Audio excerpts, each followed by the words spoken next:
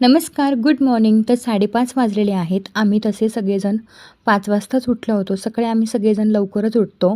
तर इथे मी गरम पाणी घेतलं होतं मला, जे मी रोज पीत असते आणि त्यानंतर एका साईडला कुकर लावून दिला आणि एका साईडला दूध गरम करण्यासाठी ठेवलं.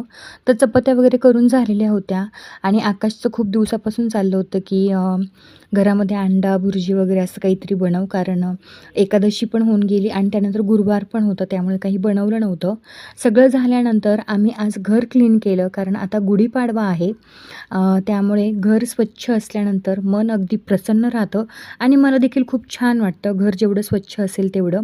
सगळे थकलेले होते म्हणून दुपारी असं मस्त वडापाव आणि पाववडा हे दोन्हीही बनवलेलं होतं. तुम्हाला यातलं काय आवडतं मला कमेंटमध्ये सांगा.